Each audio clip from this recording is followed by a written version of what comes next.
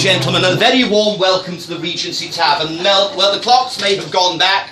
We're in for long, cold nights, but we ask you to step back in time and enjoy the magic of the Victorian era and the effervescent charm and wit of the magic of Gilbert and Sullivan, beginning, as all operas do, with a rousing opening chorus.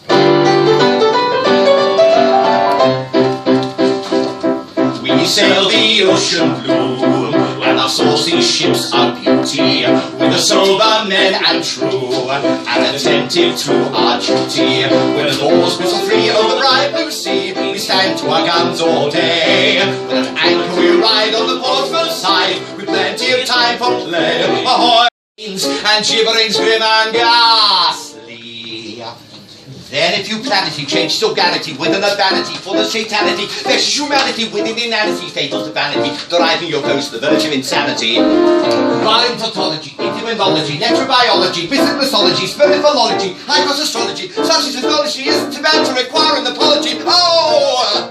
My name is John Wellington Wells. I'm a dealer in magic and spells, in blessings and curses, in everful purses, in prophecies, witches and elves. And if anyone anything lacks, will find it already in stacks. If you'd only look in our resident gin number 77 reacts.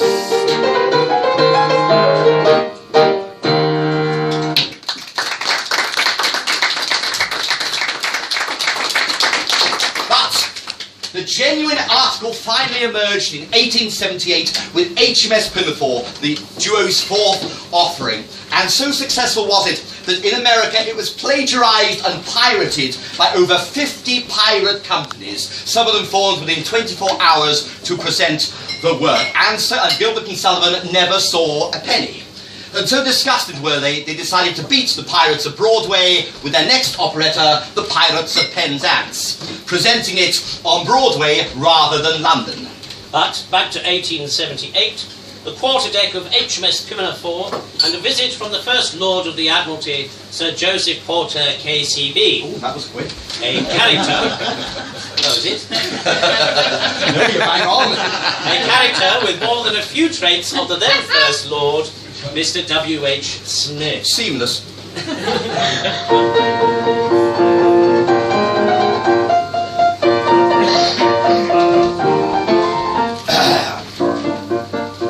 When I was a lad, I served a term as office boy to an attorney's firm. I cleaned the windows and I swept the floor, and I polished up the handle on the big front door. Polished up the handle on the big front door. I polished up the handle so carefully that now I am the ruler of the Queen's Navy. Polished up the handle so carefully that now I am the ruler of the Queen's Navy. As office boy, I made such a mark that they gave me the post of a junior clerk. I served the writs with a smile so bland, and I copied all the letters in the big round hand. He copied all the letters in a big round hand. I copied all the letters in a hand so free that now I am the ruler of the Queen's Navy. He copied all the letters in a hand so free that now I am the ruler of the Queen's Navy. In serving the writs, I made such an art-netted article clerk I soon became. I wore clean colours and a brand new suit for the pass examination of the Institute. For the pass examination of the Institute. That pass examination did so well for me that now I am the ruler of the Queen's Navy. That pass examination did so well for me that now I am the ruler of the Queen's Navy. Of legal knowledge I acquired such a grip that I took me into the partnership, and that junior partnership, I ween, was the only ship I ever had seen. Was the only ship he ever had seen. And that kind of ship so suited me that now I am the ruler of the Queen's Navy. That kind of ship so suited me that now I am the ruler of the Queen's Navy. I grew so rich that I was sent by a pocket borough into Parliament. I always boasted my party's call and never thought to think for myself at all. He never thought of thinking for himself at all. I thought so little, they rewarded me by making me the ruler of the Queen's Navy. He thought so little, they rewarded he by making him the ruler of the Queen's Navy. Now, landsmen all, whoever you may be, if you want to rise to the top of the tree, your souls and fed to an office stool, be careful to be guided by this golden rule. Be careful to be guided by this golden rule. Stick close to your desks and never go to sea. And you all may be rulers of the Queen's Navy. Stick close to your desks and never go to sea. And you all may be rulers of the Queen's Navy.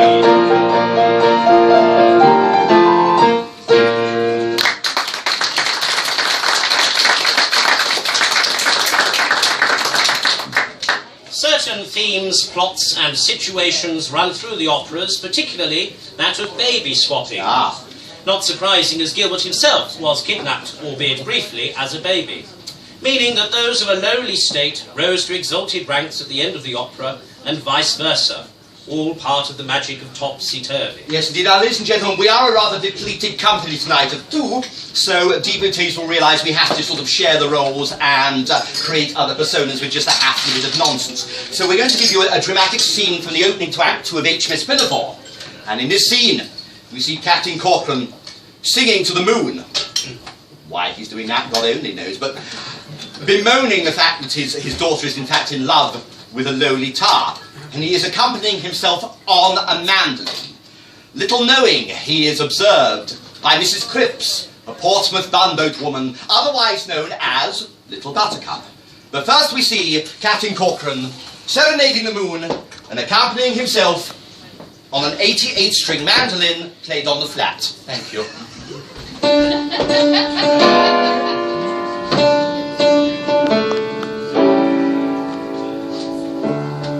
So high, Lovey. I can always... moon to thee I sing, bright regent of the heavens. Say, why is everything either at sixes or at sevens? Say, why is everything either at sixes or at sevens? I have lived hitherto, free from the breath of slander, beloved by all my crew, a really popular commander. But now my kindly crew rebel, my daughter to a tar is partial. Sir Joseph's songs and sad to tell, he threatens a court-martial. Fair moon to thee I sing, bright regent of the heavens. Say, why is everything either at sixes or at sevens? Fair moon to thee I sing, bright regent of the heavens.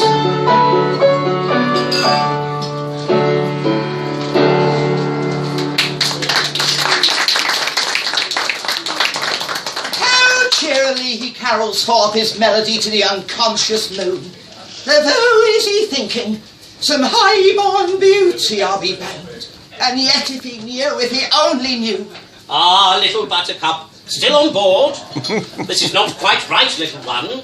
It would have been more respectable to have gone on shore at dusk. True, dear Captain, but the memory of your sad, pale face seemed to draw me to the ship. I would fain see you smile before I leave. I am touched to the heart by your innocent regard for me, and were we differently situated, I think I could have returned it. But it is, as I fear, I can never be more to you than a friend. Ah, true, dear Captain. You hold a lot for me because you are rich and lofty, and I poor and lowly. But take care. The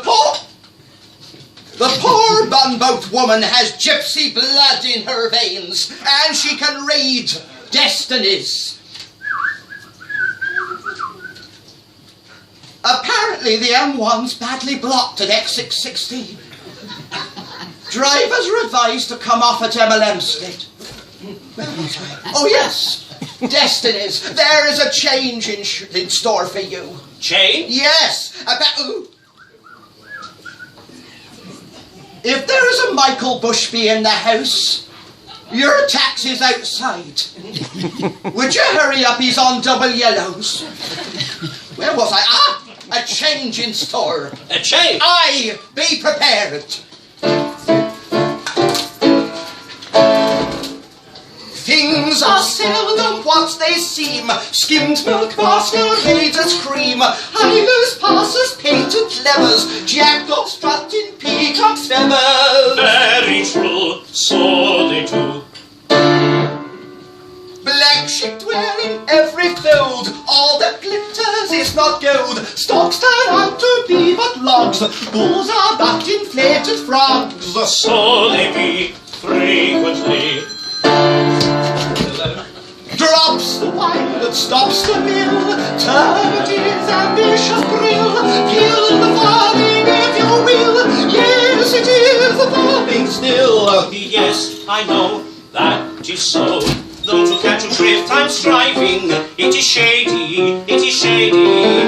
I don't hear what you're driving, mystic lady, mystic lady. Stern commissions on me stealing, that's the mystic lady stealing. In the rock you are revealing. Yes, I know. That is so. I'm anything but clever. I could talk like that forever. Once a cat was killed by care. Only brave deserve the fair. Very true, so they do. Wink is often good as nod. Spoils the child who spares the rod. Thirsty lambs run foxy dangers. Dogs are found in many mangers. Frequently, I agree. Or catch the chestnut snatches. On our garments show new patches. Only count the chick that hatches. Men are grown up catchy catches. Yes, I know, that is so. Although to catch my drift I'm striving. I'll dissemble. When he sees at what I'm driving, let him tremble, let him tremble. Oh, the mystics of a new morrow. I shall learn the truth with sorrow. Here today and gone tomorrow. Yes, I know. That is so. I'll dissemble, let him tremble, let him tremble, let him tremble. Yes, I know, that is so.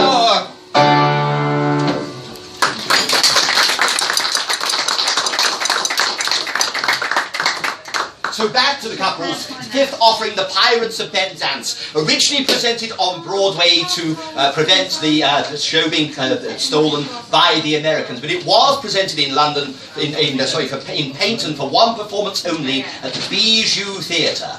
And The Pirates of Penzance has to be up with the top three, made more popular, I'm sure, by the 1980s production with Linda Ronstadt and Tim Curry.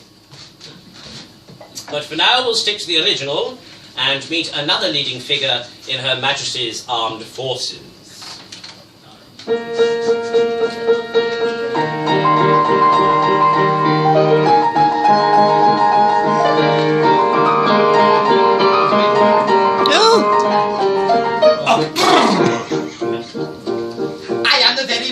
Modern Major General. I've information, vegetable, animal and mineral. I know the kings of England and I quote the facts historical. From Manfred to Waterloo in order categorical.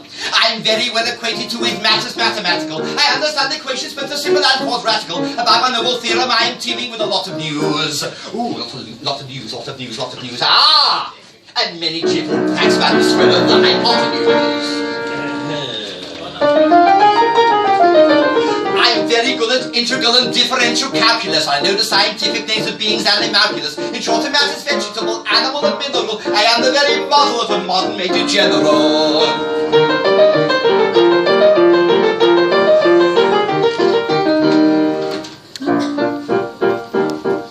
I know why mystic history came Arthur's and take paradox. I have the heart acrostics, I have a pretty taste for paradox. I quote in any guide, saw the crimes of Heliogabalus. In cronies I can floor peculiarities miraculous. I can tell undoubted the Raphael of Jared Dowson's I know the quoting chorus from the frogs of Aristophanes. But I can have a few which I've heard the music's dinner for. Oh, dinner for. Ah, yes, bear with me. And whistle, yes, that infernal nonsense dinner for. Then I can write a washing bill in Babylonic uniform and tell you every detail of character because it's uniform. In short, it matters vegetable, animal and mineral. I am the very model of a modern Major General.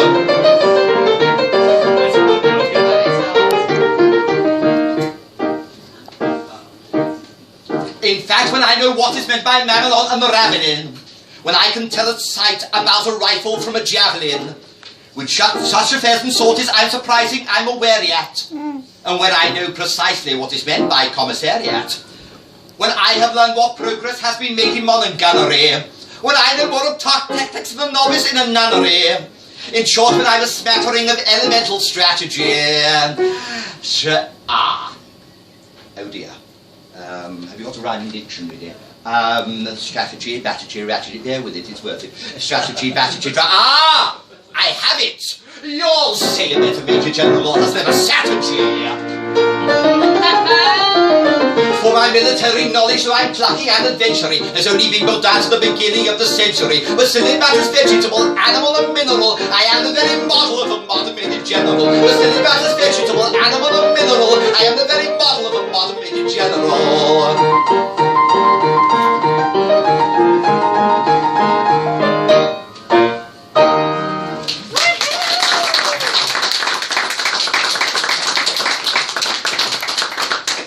Nothing was sacred to W.S. Gilbert as far as burlesquing the popular figures of the day.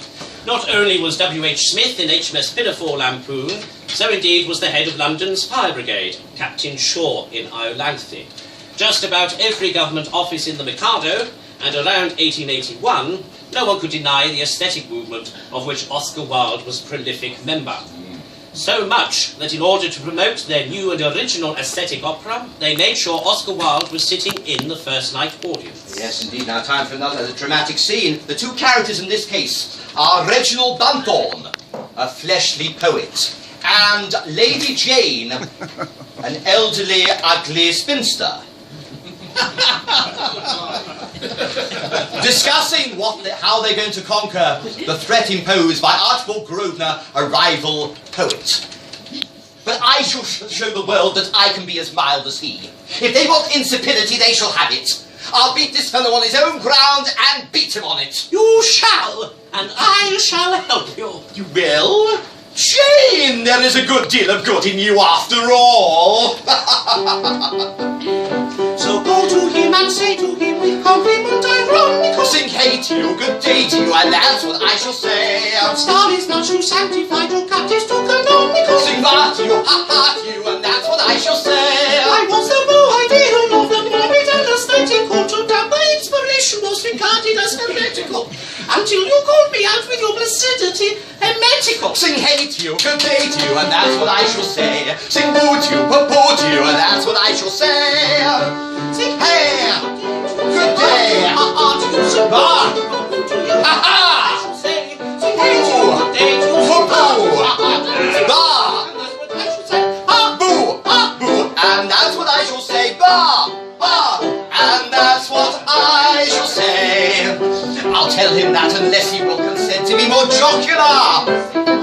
And that's what you shall say. To cut his curly hair and stick an eyeglass up his ocular. And that's what you shall say. To stuff his conversation full of quibble and equality. To divert jump some roly-poly pudding with avidity. He better clear away with all convenient rapidity. Good day to you, good day to you, and that's what you shall say. Sing boo to you, poo to you, and that's what I shall say. Sing hey to you, good day to you, good day, ha to you, sing ba, ha ha. You shall say, sing hey to you, good day to you, sing ha to you, ba, and that's what I shall say. Boo, and that's what I shall say. Ba, and that's what I shall say.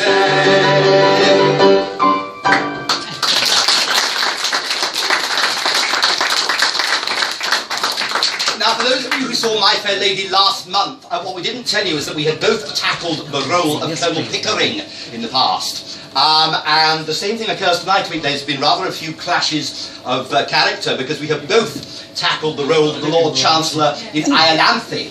And there's a line in Iolanthe that says, I'm here in two capacities, my lord, and they clash. And we definitely have a clash of personalities here.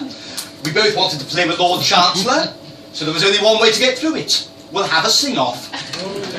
So first of all, my colleague and oldest friend will regale us how he rose to his present exalted position. And then my colleague and oldest friend will be a nightmare as ever and drone on in song about a sleepless night. Yes. Then we will have an interval where you can all refill your glasses, empty your bladders, and regain your composure. But first, we have the battle of the Chancellors. Thank you.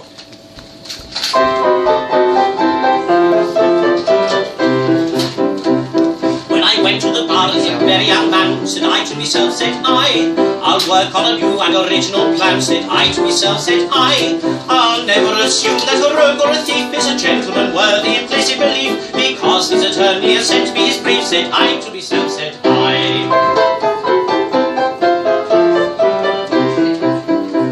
ere I go into court, I will read my brief through, said I to myself, said and I'll never take work I'm unable to do, said I to myself, said my learned profession I'll never disgrace by taking a fee with a grin on my face when I haven't been there to attend to the case, said I to myself, said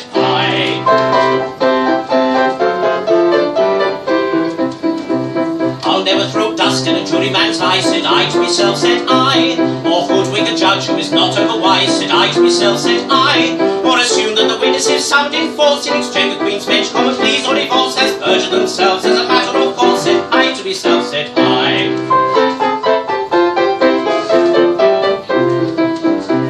In other professions in which men engage, said I to myself, said the army, the navy, the church, and the stage, said I to myself, said professional licenses carried too far.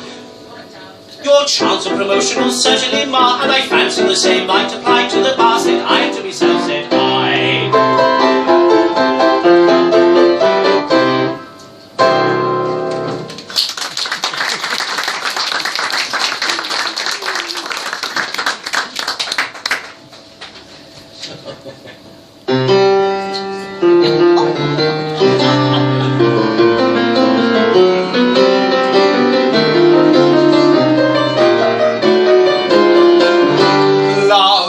Unrequited robs me of me rest. Love, hopeless love, my ardent soul encumbers. Love, nightmare-like, lies heavy on me chest, and weaves itself into my midnight slumbers.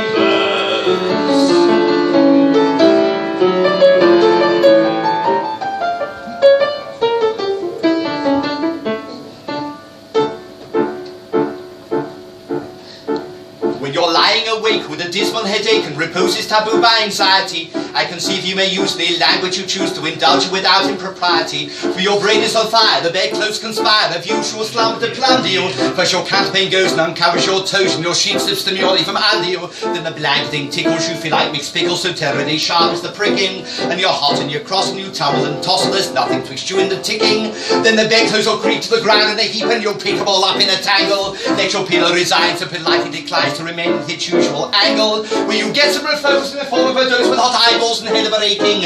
But your slumbering teens were such horrible dreams, you do very much better be waking. For you dream you are crossing the channel and tossing about in the steam of marriage, which is suddenly between a large bathing machine and a very small second-class carriage. And you're giving a treat penny icing hot meat to a party of friends and relations. They're a ravenous hall and they all came on board a slim smell some Pennington stations. And down on that journey you'll find your attorney who started that morning for Devon. He's a bit undersized when you don't feel surprised when he tells you he's only 11. When you're driving that man with a singular lamp by the ship's now four-wheeler, and you're playing the Rhine games and he calls you at nation lieutenant the ties paid the dealer. But this you can't stand, so you throw up your hand and you find you're as cold as an icicle, and your shirt and your socks the back with gold clocks, Profits also be playing on the bicycle. And he and the crew are on bicycles too, which they some or other invest in, and he's telling the task for the particulars of a company he's to rest in.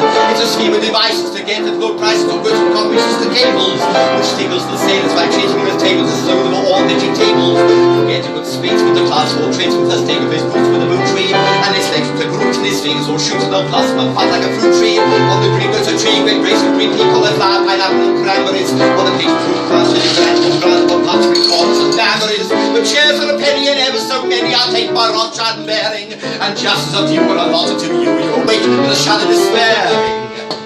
You're a regular wreck with a crick in your neck and no wonder you snore for your head's on the floor. You've needles and pins from the soles of your shin. Your flesh is creep and your left leg is sleep. Some cramp in your toes and a fly in your nose. Some fluff in your lung and a feverish tongue. And a thirst intense in a general sense. You happen to be sleeping in clover.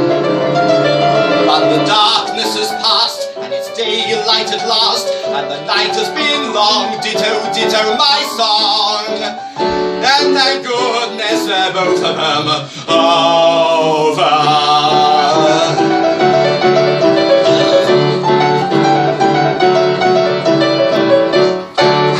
Interval, thank you.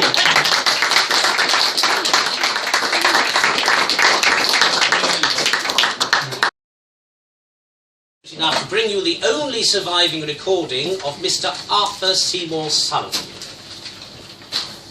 Ah.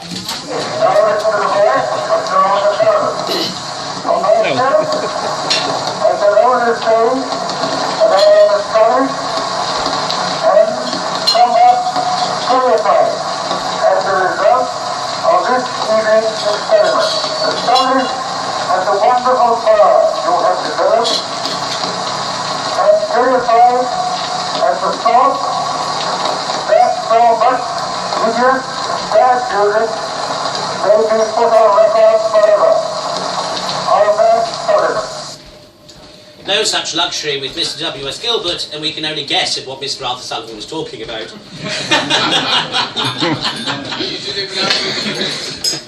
But here we go with our next number. Whene'er I poke sarcastic joke replete with malice spiteful, these people mild politely smile and voted me delightful. Now when a wight sits up all night ill nature jokes devising, and all his wiles are met with smiles, it's hard there's no disguising. Oh, don't the days seem like along when all goes right and nothing goes wrong? And isn't your life extremely flat with nothing whatever to grumble at?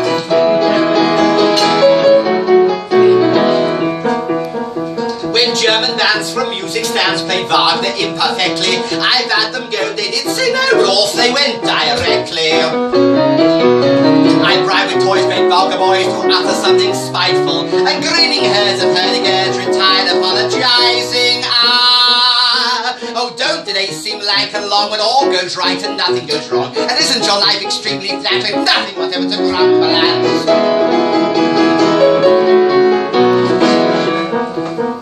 I offered golden sums untold to all who contradict me. I said I'd pay £1 a day to anyone who kicked me. I bribed toys great vulgar boys to utter something spiteful, but bless you know they would be so confoundedly politeful. In short, these aggravating lads, they tickle my taste, they feed my fat. They give me this and they give me that, and I've nothing whatever to grumble at. Oh, isn't your life extremely flat, with nothing whatever to grumble at?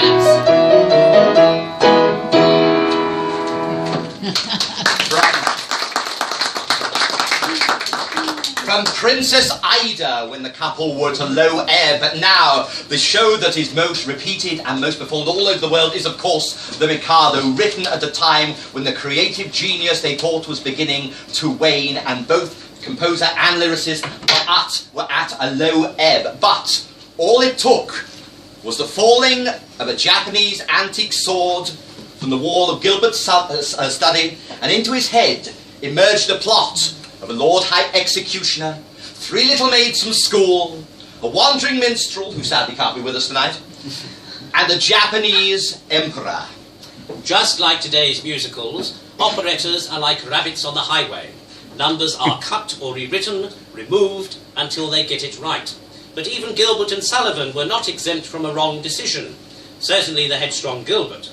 At the final dress rehearsal, he made the decision to cut the Mikado's song entirely, almost robbing the world of one of the most gleeful and oft-quoted patter songs of all time.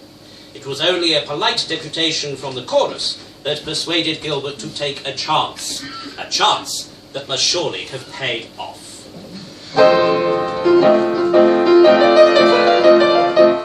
A more humane Mikado never did in Japan exist. To nobody's second, I'm certainly reckoned a true philanthropist. He It is my very humane endeavour to make to some extent each evil liver a running river of harmless merriment. My object all sublime I shall achieve in time, to let the punishment fits the crime, the punishment fits the crime, and make his prisoner pent, and willingly represent a source of innocent merriment, of innocent merriment. Or prosy dull society sinners who chatter and bleat and bore are said to hear sermons by mystical Germans who preach from 10 till 4.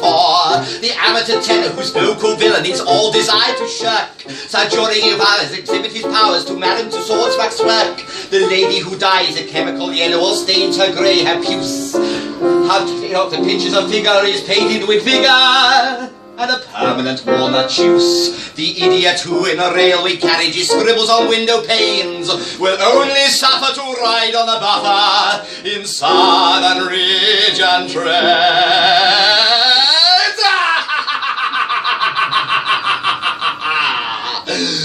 My object all sublime I shall achieve in time, to let the punishment fits the crime, the punishment fits the crime, and make his prisoner pent, and willingly represent a source of innocent merriment, of innocent merriment.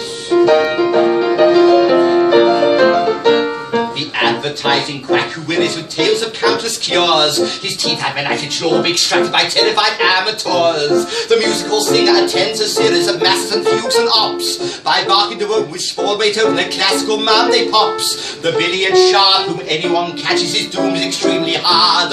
He's made to dwell in a dungeon cell on a spot that's always barred, and there he plays extravagant matches in fiddler's finger stalls, on a cloth and true with a twisted cue, an elliptical billiard ball.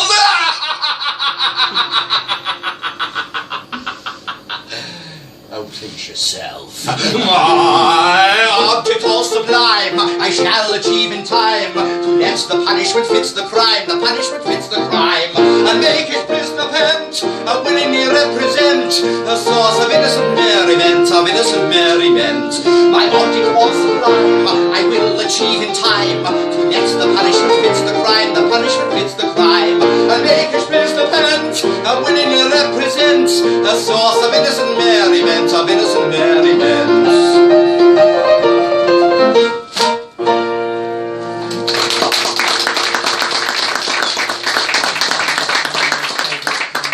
Now, of all the songs in the GNS repertoire, this is the one that has been rewritten constantly. Yes. A list of society members we could all pretty much do without. Yes, and when it came to rewriting the song for tonight, frankly, we're at a loss until a couple of weekends ago. I was working behind the bar. All of a sudden, the lyrics became crystal clear. Those of you of a nervous disposition, what the hell are you doing here?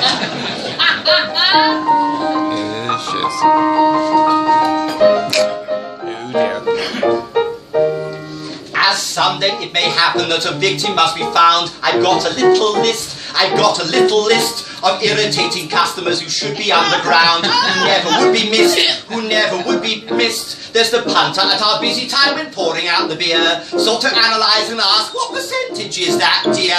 Or those who want a history on how the food is made, are they nuts in it or gluten, is it organic and fair trade? Or vegans looking paid at every item on the list? Well, we've got them on our list, we've got them on the list. You may put them on the list, you may put them on the list, and they'll none of them be missed, they'll none of them be missed. There's the Glenmorangie granny claiming it can cure all ills. I've got her on the list, she's never off the list, 'cause she brings a luncheon party who insist on separate bills. They never will desist, they insist on separate lists. There's the gentleman on red wine, what are we to deduce? Well, he tells everyone with glee, I made the cherubs moose. Advisors on the stock exchange who were given half a chance say, do you know my flat in Herod, the next stop to it is France. And bloody foreign bar staff who never get the gist, well, they're at the top of every list. They'll none of them be missed. We've got them on the list, we've got them on the list, and they'll none of them be missed. They'll none of them be missed. There's the couple propping up the bar with their incessant blab, who never will desist. We've got you on the list, with cries of double fold and slimline, pop it on our tab, or 11 just a twist. We've got them on the list. There's the chairman of the drama group with his incessant claim that when pantomime approaches, well, I have to play the dame. And punters wanting taxis who invariably moan, and bar staff who insist on tweeting on their mobile phone. And worst of all, the landlords who are always bribes and list, well, they'll never be missed. You may put them on the list, you may put them on the list, and they'll none of them be missed, they'll none of them be missed.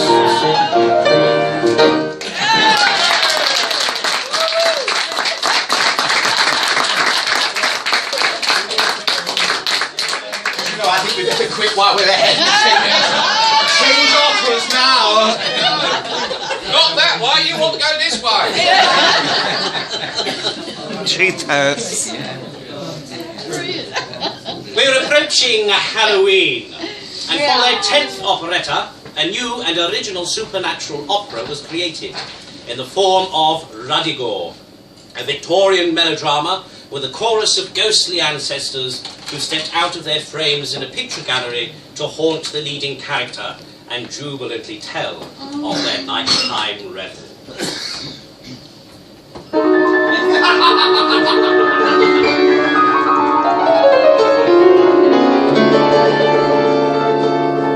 When the night wind howls in the chimney cowls, and the bat in the moonlight flies, inky clouds, like funeral shrouds, sail over the midnight skies. When the footpads quail, and nightbirds wail, and black dogs bay at the moon, then is the spectre's holiday, then is the ghost high noon, for then is the ghost high noon, high noon, for then is the ghost's high noon. As the sob of the breeze sweeps over the trees, and the mists lie low on the fen, from great stones are gathered bones that once were women and men, and away they go with the mock and the mow to the revel that ends too soon. For cockcrow living to a holiday, the dead of the night's high noon, the dead of the night's high noon, high noon, the dead of the night's high noon. And then each ghost, with his lady toast, to the churchyard beds take flight, with a kiss perhaps on her lantern chaps, and a grisly grim good night, till the welcome knell of the midnight bell rings forth its jolliest tune, and ushers in our next high holiday, the dead of the night's high noon, the dead of the night's high noon, high noon, the dead of the night's high noon.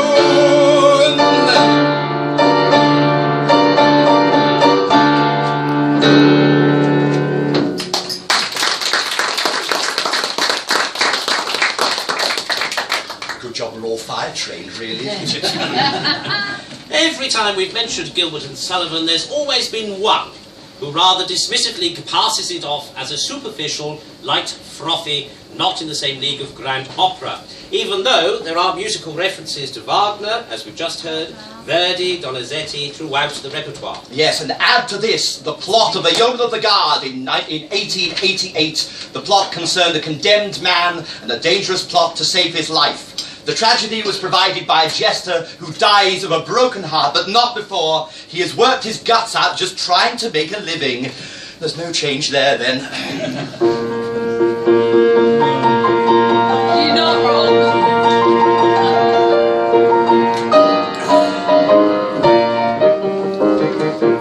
Oh, a private buffoon is a light-hearted loon if you listen to popular rumour.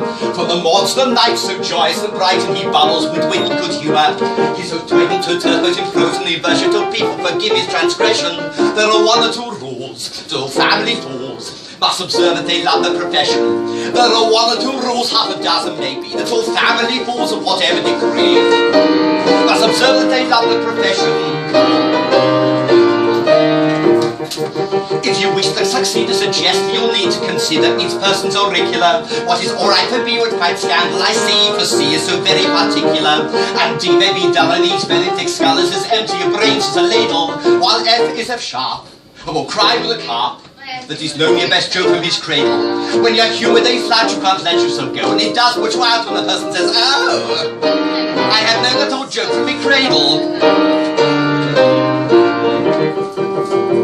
If your master is surly from getting up early and tempers are short in the morning, and an opportune joke is enough to provoke him to give you at once a month's warning, then if you're afraid he is at you again, for he likes to get value for money, he will ask them there, with an insolent stare, if you know that you're paid to be funny. Oh, it adds to the task of a merry man's place when your principal asks with a scowl on his face, if you know that you're paid to be funny. Comes a bishop, maybe, or a solemn DTO, beware of his anger provoking. They'd better not pull his head out, stick pins in his chair, he don't understand practical joking. If the jest should crack of an orthodox smack, they might get to that spot with sages. But should they by chance be imported from France, half a crown is not out of your wages. It's a general rule that your zeal may quench when all family falls to the joke is too French.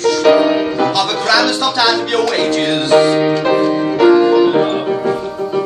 Though your head may rack with a bilious attack and your senses with toothache you're losing, don't be mopey and flat, they don't mind you for that if you're properly acquainted and amusing. Though your wife ran away with a sailor that day and took with her your trifle of money, there's your heart, they don't mind, they're exceedingly kind. They don't blame you as long as you're funny.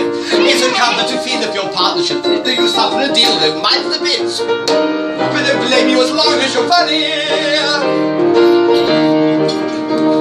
Master Shadbolt, if thou wilt claim that thou didst shoot this Fairfax while trying to swim the river, I will make thee the very Archbishop of Jesters. Why, if it be a lie thou wantest of me, I hold it cheap enough, and I say yes, 'tis a bargain.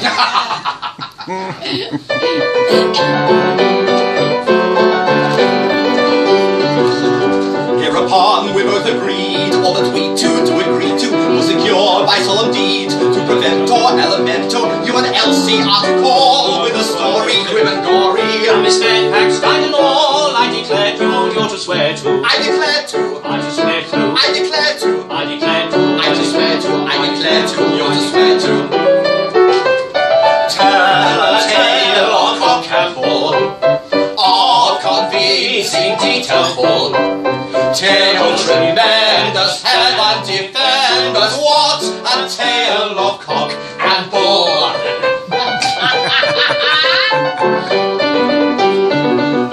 In return for my part, I am making an undertaking to instruct him in the art amazing, wonder-raising of a jester, jesting free, proposition, high ambition, And a lovely one I'll be, wagga-wagging, never flagging. wagga-wagging, Never flagging. wagga-wagging, Never flagging. wagga-wagging, never flagging, wagga-wagging.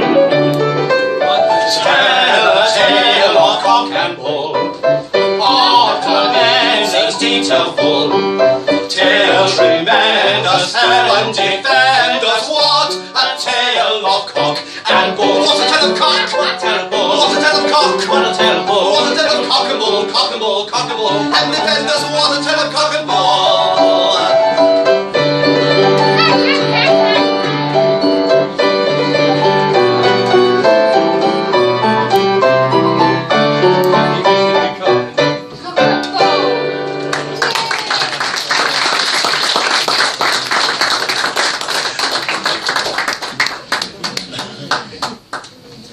Partnership almost came to an abrupt end over a petty quarrel regarding a new carpet in the Savoy Theatre, and whether it was considered a cost to the theatre or production expense. Not that we have any of that sort of problem here. There's every expense spared. But quarrels, differences of opinion, no trace of them in the last of the really popular cycle, the Gondoliers, Two more operas followed, Utopia Limited and The Grand Duke, all worthy of exploration, and time permitting, we would have included something from them. Yes, indeed, but times winged chariot is goosing us, so just for now we'll be off to the kingdom of Barataria, two gondoliers who have become joint monarchs and base their kingdom on republican values. Rising early in the morning, we proceed to light the fire. Then a majesty adorning in its work-a-day attire, we embark without delay on the duties of the day. First we polish awesome batches of political dispatches and foreign politicians circumvent. Then the business isn't heavy, we may hold a royal levy or we ratify some acts of parliament. Then we probably review the House of Troops with the usual shallahoops and shallahoops, or receive a ceremony in state. Uninteresting Eastern potentate. After that we generally go and dress our private fanny. It's a rather nervous duty, he's a touchy little man. Write some letters literary for our private secretary. He is shaky in his spelling, so we help him if we can. Then in view of cravings inner, we go down and order dinner. Then we polish the regalia and the coronation plate. Spend an hour intimidating all our gentlemen in waiting, or we run our little errands for the ministers of state. Philosophers may sing of the troubles of a king, but the duties are delightful and the privilege is great, and the privilege and pleasure that we treasure beyond measure is to run our little errands for the ministers of state. After lunch and making merry on a bun and glass of sherry, if we've nothing in particular to do, we may make a proclamation or receive a deputation, or we possibly create a peer or two. Then we help a fellow creature on his path with the garter or the thistle or the bar. Or we dress and toddle off in semi-state to a festival, a function or a fete. Then we go and stand as sentry at the palace private entry, marching hither, marching thither, up and down, to and fro, while the warrior on duty goes in search of beer and beauty, and it generally happens that he hasn't far to go. He relieves us if he's able, just in time to lay the table. Then we dine to serve the coffee, and at 12:30 or 1. With a pleasure that's emphatic, we retire to our attic with the gratifying feeling that our duty has been done.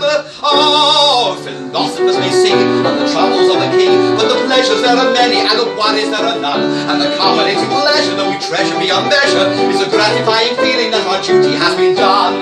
Oh, philosophers may sing of the troubles of a king, but the duties of the brother and the pleasures there are none, and the culminating pleasure that we treasure beyond measure is a gratifying feeling that our duty has been done.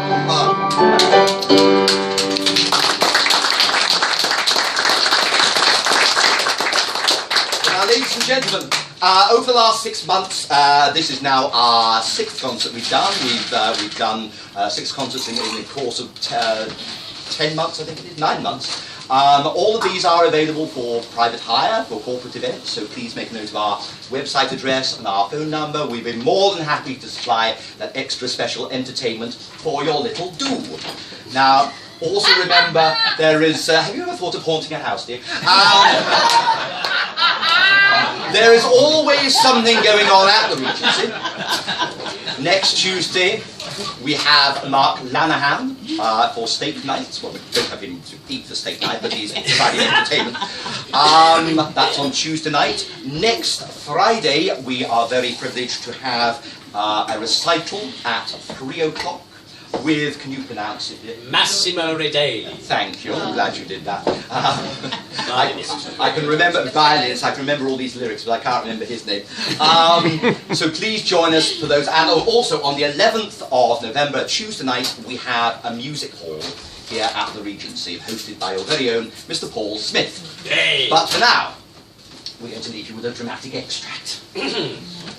We're going to revert back to the Mikado, where the Lord High Executioner must marry Katisha to save 5 heads rolling from the block, or in this case, something lingering with boiling oil. Yes, now again, we had a conflict of interest here because we have both played the role of Katisha in various forms over the years. So we had a little argument about who was going to play it. So we tossed the coin. Guess who won? But Jerome very considerately pointed out to me that in this case it's actually the role of Coco who's the important role here, and it requires someone of great sensitivity and consummate skill as myself as an actor to bring this dramatic role to fruition. And he believed me. Katisha! Ah! The miscreant who robbed me of my love. But vengeance pursues. They are heating the cauldron. Katisha, behold the suppliant at your feet I kneel. Katisha, mercy! Mercy? Had you mercy on him? See here, you.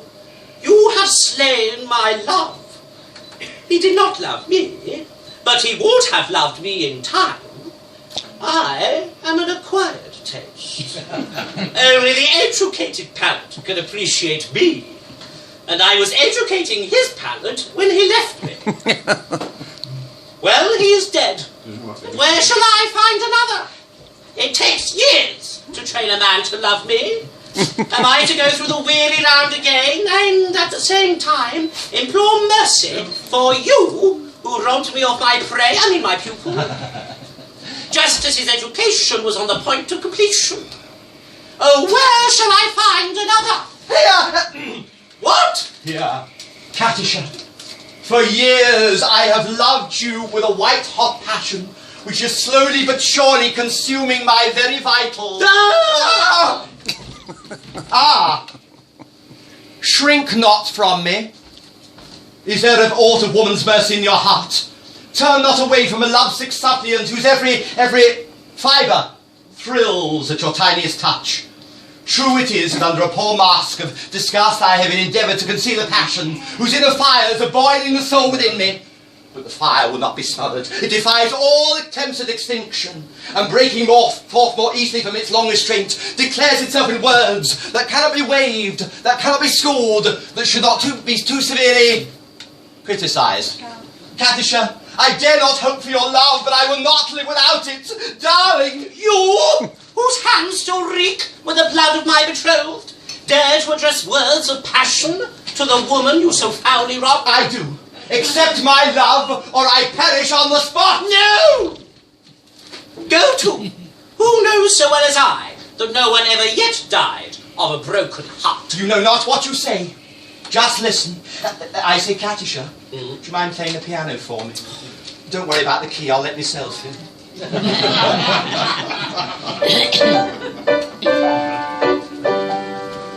On a tree by a river, a little tomtit sang willow, tit willow, tit willow. And I said to him, Dicky bird, why do you sit? Oh willow, tit willow, tit willow.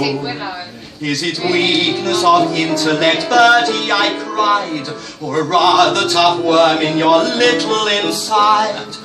With a shake of his poor little head, he replied, Tit willow. oh willow, tit willow, tit willow. He slapped at his chest as he sat on that bough, singing willow, tit willow, tit willow. And the cold perspiration bespangled his brow. Oh willow, tit willow, tit willow. He sobbed and he sighed, and a gurgle he gave. Then he plunged himself into the billowy wave. And an echo arose from the suicide's grave. Willow, tit willow, tit willow. Now I feel just as sure as I'm sure that my name isn't willow, tit willow, tit willow. That was blighted affection that made him exclaim, oh willow, tit willow, tit willow. And if you remain callous and obdurate, I shall perish as he did, and you will know why. Though I probably shall not exclaim as I die. Tit willow. Tit willow, tit willow.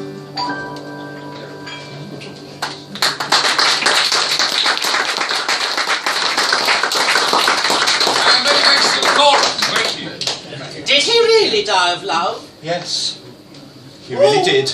All on account of a cruel little hen? Yes, Poor little chap. yes, it's an affecting tale and quite true. I knew the bird intimately. Did you? He must have been very fond of her. His devotion was something extraordinary. Poor little chap.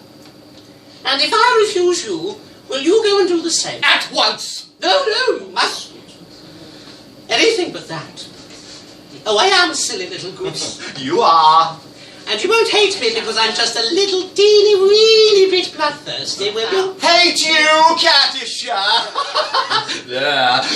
Is there not beauty even in bloodthirstiness? My idea exactly.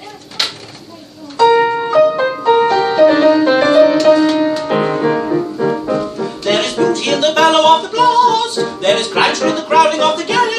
There is eloquent outpouring when the lion is roaring and the tiger is flashing off his tail. Yes, I like to see a tiger from the Congo or Niger, and especially when lashing his tail. Volcanoes have a splendor that is grim, and earthquakes only terrify the dogs. But to him scientific, there is nothing that's terrific in the flight of the fall of a thunderbolt. Yes, in spite of all my weakness, if I have a little weakness, it's a passion for a flight of thunderbolts.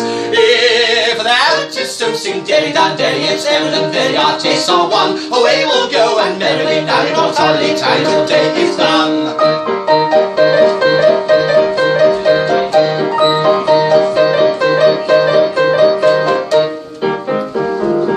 There is beauty in extreme old age. Do you fancy you are elderly enough? Information I'm requesting on the subject interesting is the maiden all the better when she's tough. Throughout this whole dominion, it's to the general opinion that she'll last a good deal longer when she's tough. Are you old enough to marry, do you think? Or won't you wait until you're 80 in the shade? There's a fascination frantic in the ruin that's romantic. Do you think you are sufficiently decayed? To the matter that you mention, I have given some attention, and I think I am sufficiently naked. If that is so soon, it's evident that our takes are one. Away we'll go and merrily now immortality title day is done. If that is so soon, it's evident that our takes are one. Away we'll go and merrily now immortality title day is done. Daddy, now immortality title day.